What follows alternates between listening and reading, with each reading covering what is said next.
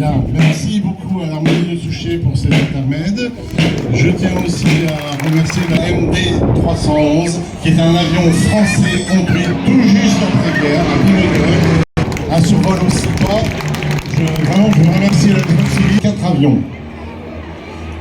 Alors sur les 4, il y a des jaunes. Jaunes parce qu'après-guerre, en fait, ce sont des avions d'époque. Ils ont bien leurs plaques, ils sont de 1942, 1900.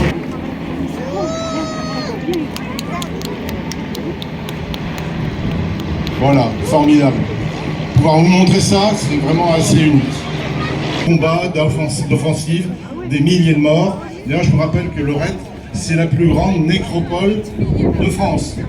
Elles ont participé aux années folles, mais elles ont participé aussi à l'exode. Parce que je vous rappelle que la Deuxième Guerre mondiale a été déclarée à l'été 1939. Il y a eu un rôle de guerre, ce qu'on a appelé, c'est-à-dire que les fronts ont été gelés. Et avant l'offensive des Allemands, les Français ont commencé à refluer. Voilà, une magnifique Renault, qui est... Alors souvent, elles sont bicolores. À l'époque, c'était noir, bordeaux. C'était vraiment les teintes de l'époque.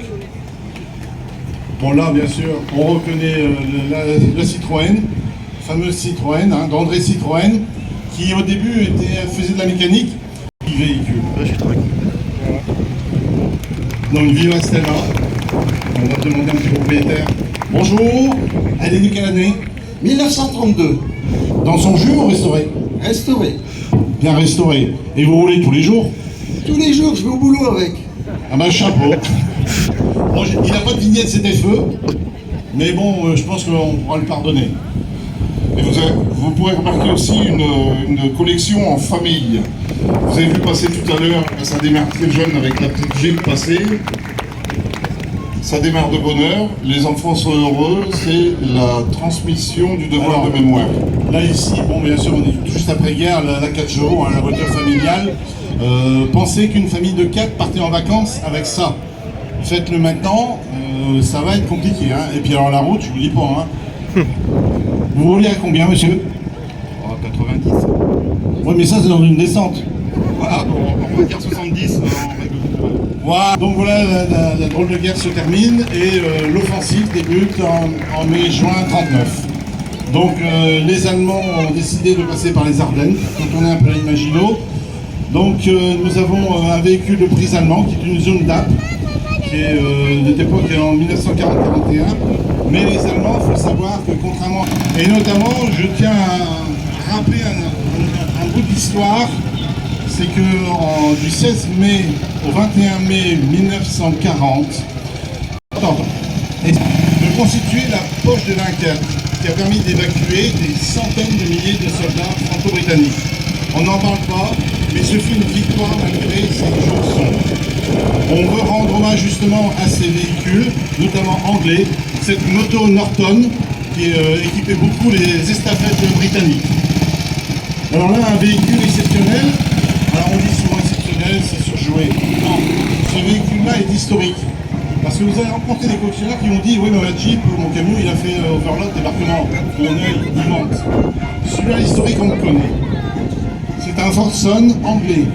Il a participé à la bataille d'Arras. Je vais vous laisser parler les propriétaires. Bonjour. Bonjour. Histoire un petit peu de ce véhicule, la récupération. Bonjour. Ce véhicule, il a été abandonné le 19 mai 1940 à Mercadel, à l'entrée d'Arras. C'est celui-là qui faisait la liaison entre le front et les brasseries d'Arras pour alimenter les troupes britanniques en moment de guerre. Ce genre de véhicule. Merci. Alors, nous avons été libérés ici par les Anglais le 1er au 2 septembre 1944 par la 11e division blindée et l'Insalcourt a libéré Souchet le 1er 2 septembre sans vraiment de combat puisque les Allemands avaient déjà rentré. L'Orne et la Dive. Donc c'est des véhicules très particuliers. Les Anglais n'ayant pas de véhicules de liaison à l'époque, ils ont pris des jeeps américaines qui ont modifié de façon à rentrer dans les parades, volant démontable, pare-choc coupé, allège au maximum. Tout à fait. Et alors le marquage oreille de Mickey classique des Anglais, et ce véhicule pour se situer où... Ça c'est vraiment, ça existait.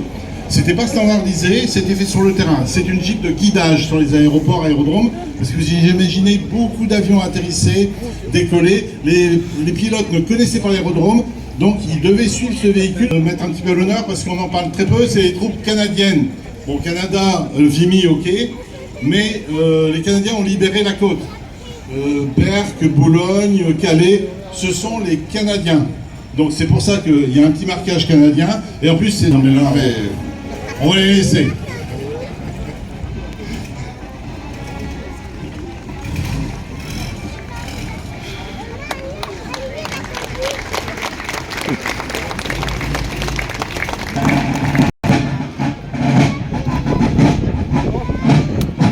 Hier, il est de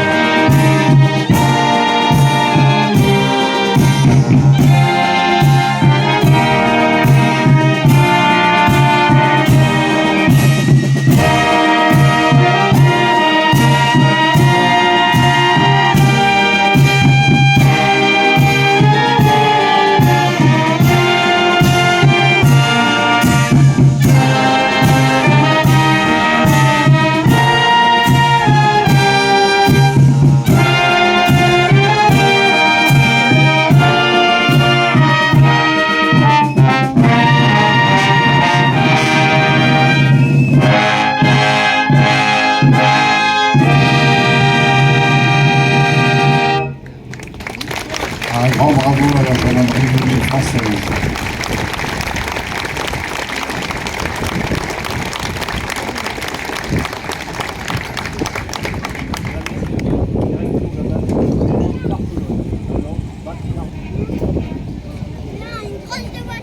Alors celui-là, s'il vient, on n'oublie pas non plus que les Russes sont payés un long tribut, c'est un side oral. Alors les premières troupes, c'est les troupes d'attaque, le contact. Donc là, on a le droit aux genillés, que vous connaissez. Hein, si vous avez vu la 7e compagnie, chef du Halaï, bah, c'était une base de l'Alfrak. Et puis arrête Thomas, stop, stop, stop. Donc le Alfrak est un semi-genillé blindé, avec un blindage qui va de 6 à 12 mm. Alors derrière ces véhicules de combat, bon, bien sûr la Jeep. Hein. Qui ne connaît pas la Jeep, c'est vraiment le véhicule emblématique du débarquement. Oui, mais là, c'est la Jeep de Monsieur d'Orange, qui nous vient de Mons, du Borinage. Tout à fait. Donc ce véhicule a été fabriqué à 640 000 exemplaires. Alors là, derrière, vous avez le Dodge, avec des Anglais, forcément. Donc c'est un véhicule de 1942, hein, une charge utile de 750 kg. Véhicule très utilisé par l'armée américaine, bien évidemment. Oui. Merci beaucoup pour la... 100 000 exemplaires. Donc voilà, encore un Dodge qui nous vient de Normandie par la route. Hein. Donc voilà, un weapon carrier classique, véhicule recherché. Donc la Jeep. Alors la Jeep a été fabriquée. Alors il faut savoir que après la chute de l'armée française et britannique, l'état-major américain s'est rendu compte qu'il fallait faire quelque chose parce que l'armée américaine, en 1940, avait environ 70 000 véhicules. C'est rien du tout, 70 000. Malgré l'isolationnisme, on a donné aux Américains, aux grandes entreprises américaines, l'idée de faire un véhicule de liaison de 250 kg de charge utile, 4 roues motrices. En 6 semaines, ils ont conçu ce véhicule. 6 semaines. Maintenant, il faut des mois, des années, enfin, pas ces détails. 6 semaines, ils ont conçu le véhicule. C'est Bantam qui a inventé la Jeep. Bantam. Bantam, trop petit. Vous ne pouvez pas produire plus de 600 000 véhicules. Donc forcément, c'est Willis et Ford qui ont repris, qui eux avaient le potentiel industriel, parce que la Deuxième Guerre mondiale, c'est une victoire de la logistique et du potentiel industriel. Celle-là a un marquage Navy, rendre hommage à la Navy. N'oublions pas que sans la Navy, sans les Liberty Ship, bateau construit, alors pareil, conçu en quelques années, c'est la première fois qu'on arrivait par bloc. Le record d'un Liberty Ship a été construit en moins de 5 jours. 5 jours un Liberty Ship. Vous imaginez un bateau de 10 000 tonnes de charge utile? En moyenne, il fallait 6 semaines pour construire un Liberty Ship. Il y en a eu 3000 environ de fabriqués. Alors, Dominique, tu vas me demander de faire de la traduction, comme d'habitude. Oui. Une musique qui nous vient de Hollande. Bon, alors je te laisse prononcer. Dehors, Vritin, bref, DVS. Bon, j'aurais pas fait mieux.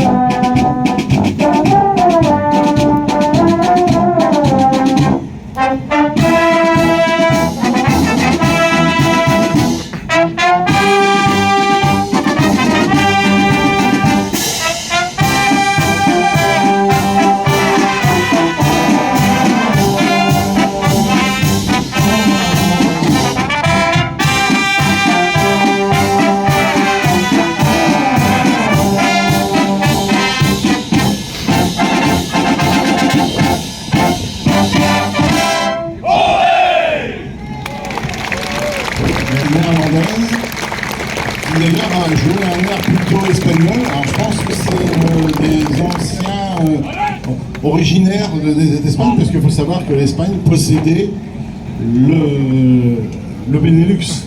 Donc je pense que c'est une réminiscence ancienne. Merci.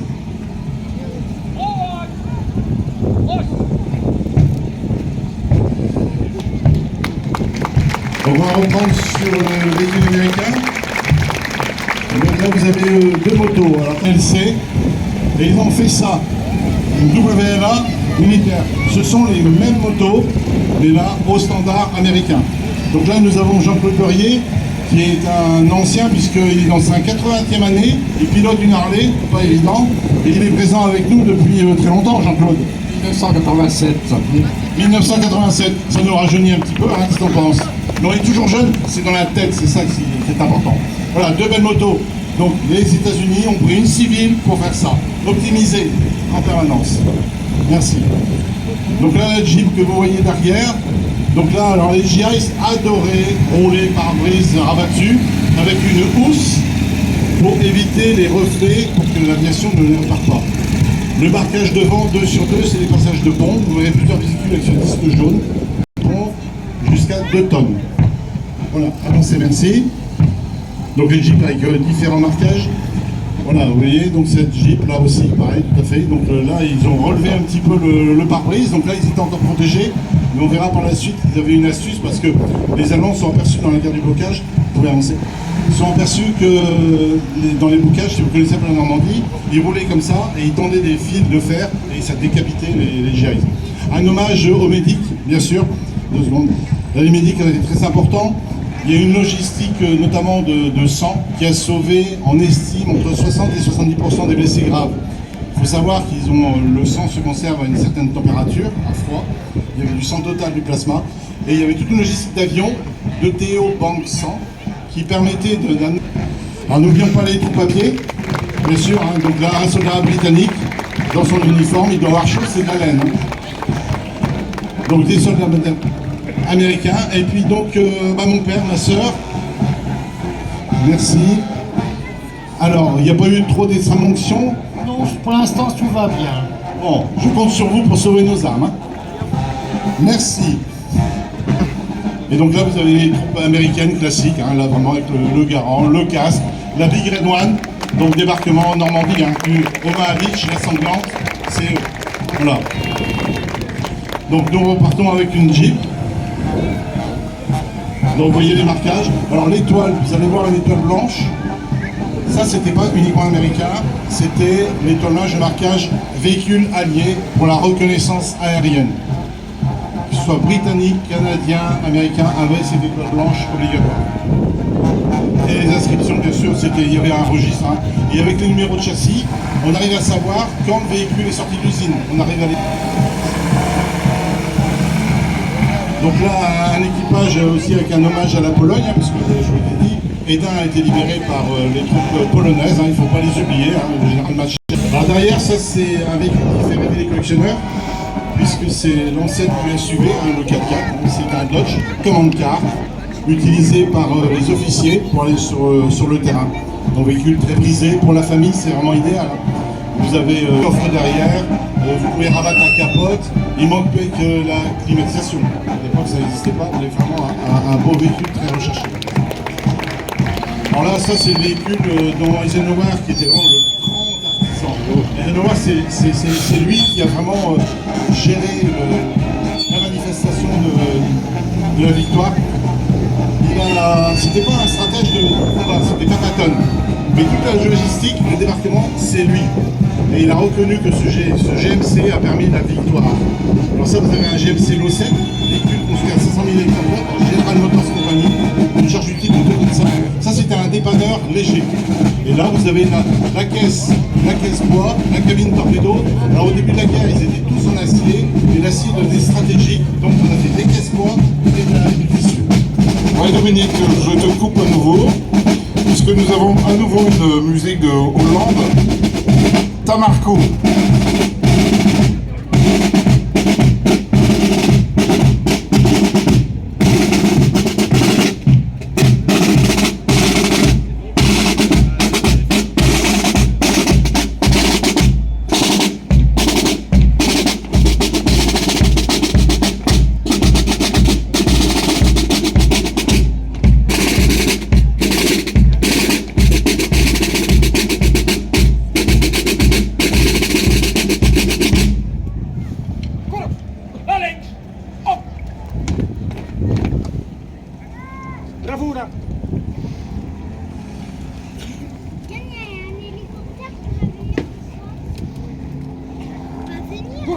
Zet.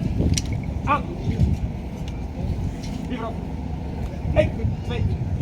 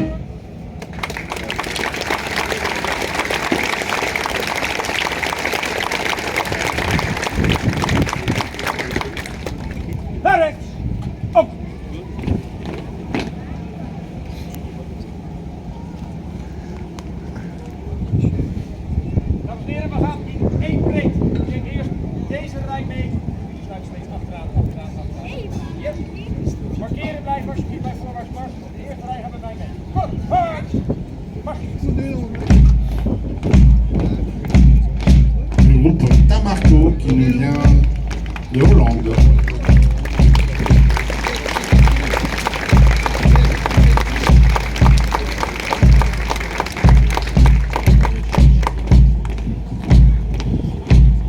Donc nous reprenons la logistique. Je vous ai rappelé que au moment de Pearl Harbor, en décembre 1941, les Américains avaient 60-70 000 véhicules. À la fin de la guerre, ils en ont produit 3 millions, rien que de véhicules, plus les bateaux, les avions, les munitions et toute la logistique qu'il y avait avec. Parce qu'il y avait un combattant et 9 soutiens derrière. Ne l'oubliez pas, c'est une armée de l'ombre, mais qui était très importante.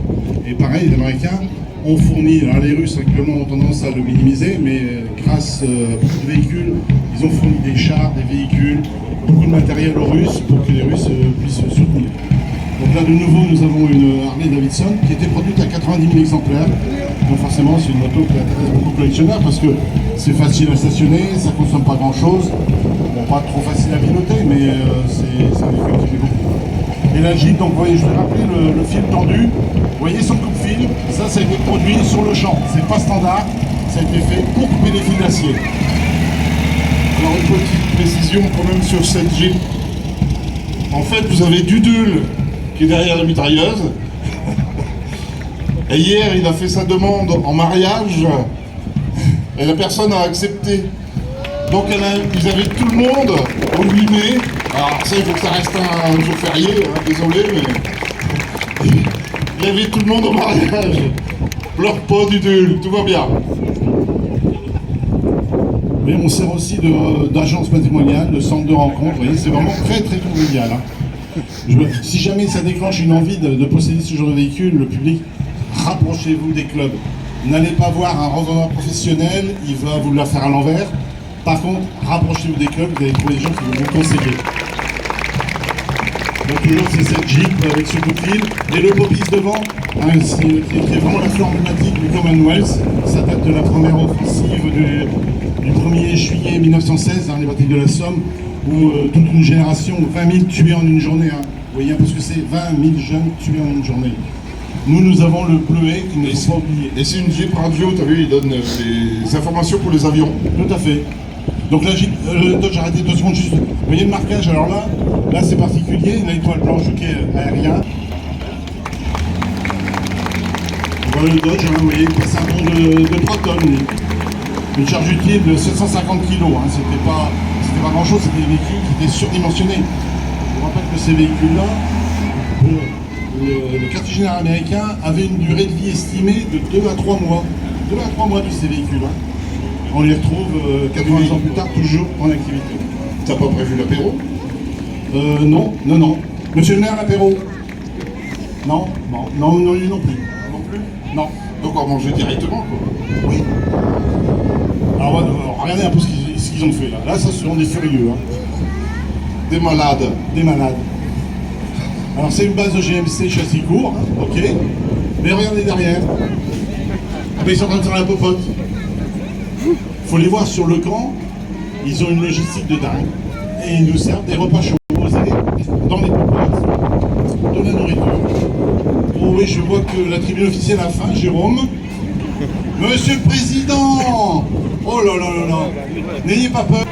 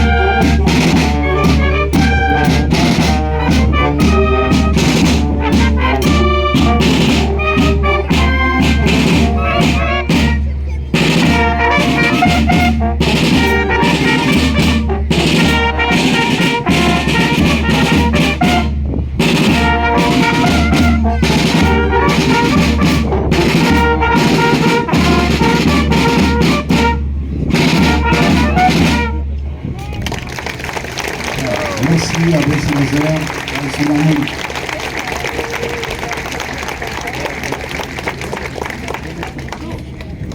Donc là, pour une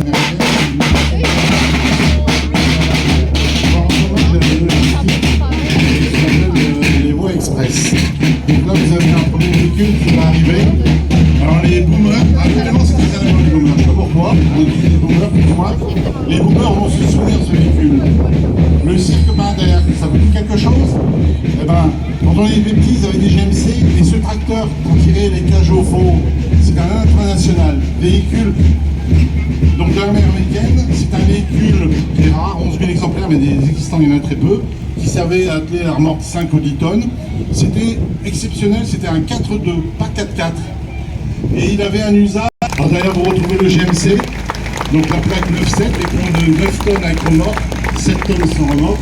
Et vous voyez, celui-là, c'est les premiers modèles, puisque cabine tolée, il fait une chaleur à crever, et cabine faire, c'est un châssis court, et qui nous vient aussi de Belgique. Alors, le classique, hein, la petite pin-up sur le côté, ça c'était pas standard, mais c'était sur le terrain. Ils peignaient une petite pin-up, la petite amie.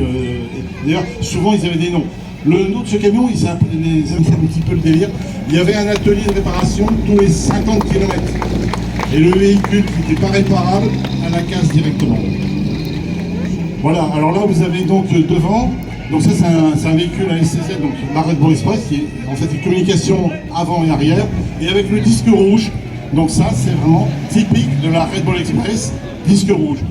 Donc ça c'est la française, mais il y avait une autre voie qui était importante, c'est l'ABC qui allait de Anvers à Liège. Donc Red Bull Express, donc chargé, donc ça c'est le camion typique, vraiment chargé de ravitaillement. 1 tonne de charge utile dans la remorque, 2 tonnes 5. 410 000 tonnes en quelques mois, vous imaginez. Hein. Il faut savoir que Arromanches, tout le monde connaît, a été le premier port mondial pendant juste après le débarquement, hein, pendant août, septembre, octobre. Donc là, vous avez un autre GMC qui a aussi une caisse technique. Donc tout ça, c'est pas des véhicules de combat. La caisse technique, alors c'est pas une prison, hein, c'est pas un panier salade, hein, Vincent, c'est son chauffeur qui vient de Belgique. Ça servait une caisse donc pour soit de réparation, traitement d'eau, traitement chimique. Vraiment, ils l'ont utilisé à tout. Et donc celui-là, en fait, ça aussi, c'est rechercher les collectionneurs, c'est un camping-car. Donc, vous voyez, vous mettez un petit toilette chimique. Alors, de nouveau, toujours, vraiment, je vais vous montrer cette Red Bull Express, son disque rouge, le fameux Chevrolet, produit. Alors, un Chevrolet, c'est différent d'un GMC, hein, il n'y a que 2 pans moteurs, produit à 140 000 exemplaires. Celui-là, il vient du Loiret, de la famille Paquet, hein, qui est là depuis des années, on n'en parle même plus. Donc là, c'est pareil, c'est un véhicule qui roule beaucoup par Christophe Paquet. Bonjour Christophe. Alors, ta remorque, à chaque fois, il me charrie. Tu dis que c'est une fiche 75. Mais non, c'est pas une fiche, il a raison, c'est pas une fiche. Rappelle-nous ce que c'est. C'est une Black Diamond de 3 tonnes et demie. Voilà, 3 tonnes et demie de charge utile. Donc c'était une petite remorque, une petite de capacité, mais adaptée à ce véhicule. Cet ensemble-là, c'est vraiment très rare. Hein. Il n'y en a pas beaucoup des roulants dans cet état-là. Et alors derrière, c'est pareil, il a un caisson, parce que des caissons, des libertés. Et merci aussi aux femmes qui nous accompagnent. Parce que c'est familial, hein. Voilà, il faut nous suivre dans notre délire. Ah, tout à fait, parce que notre délire ici. Voilà un billet d'hommage à Papy Paquet. Alors Papy Paquet. Papy. Attends, faut crier fort. Papy est un peu sourd. Il a mis son sonotone. Papy. Ça fait combien de temps que tu viens nous voir? Depuis 93. Un petit clin d'œil au véhicule Corée-Vietnam, hein, quand même. Bon là, un grand classique, Jérôme. Je te laisse annoncer. Ah ouais, là, c'est tout facile. Enfin, pas tant que ça, parce que c'est le Sam Butterfield. C'est le Sam Butterfield qui dirige. Parce qu'habituellement, ils viennent tout seuls. Mais en fait, ils sont 3 groupes. Il y a le Sam Butterfield France. Ils sont accompagnés de musiciens hollandais. Et cette année, pour la première fois, disons un groupe de Britanniques. Et alors, le groupe France, il y a 2 musiciens dedans qui sont là avec nous depuis 1988.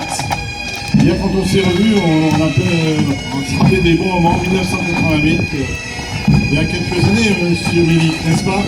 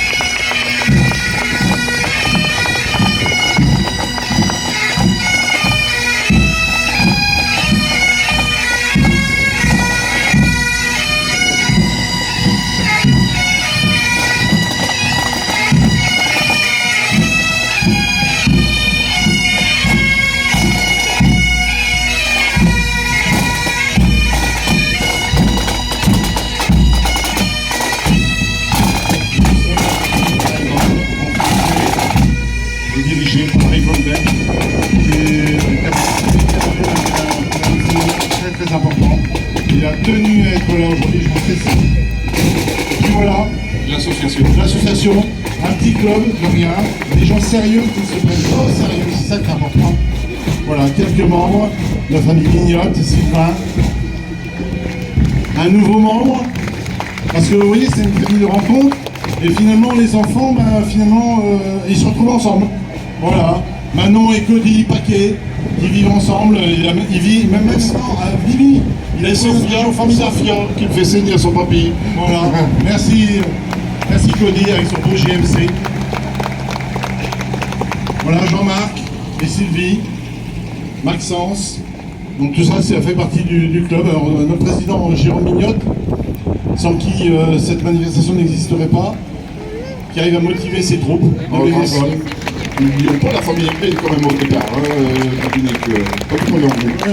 Et puis toute l'équipe, donc effectivement, qui donne des coups de main. Il faut savoir que Jean-Marc, que vous venez de voir passer, il est là depuis le mois depuis le 14 juillet. La famille Bourgochon aussi, qui est vraiment incroyable. Papy, mamie, petite fille. Johnny et Swazik, pareil avec leurs petits-enfants, les futurs collectionneurs. Ah bah tiens, je connais ces gens-là. Moi je connais plus. Il y a une dame à droite là, c'est qui? Ouais, je sais pas. Alors, la conductrice, elle veut pas que je le dise, elle a eu son permis jeudi. Le fer blanc, on le bat tout de suite. Allez, dans une Jeep. Et la dame à droite, elle a plus. Désolé, je vais. Stop. Je vais ouvrir la porte. Voilà pour c'est une grande set. Merci le 5. Merci Jean-Marie. Ouais, merci à la ville. Merci le conseil municipal. Ah oui, franchement. Ils font un boulot terrible. Merci aussi aux autorités civiles, vraiment à la préfecture, qui autorise toutes ces manifestations, parce que c'est pas évident de confier à des gens comme ça une telle manifestation. Il faut vraiment avoir du sérieux, parce que sinon, pour qu'on ait...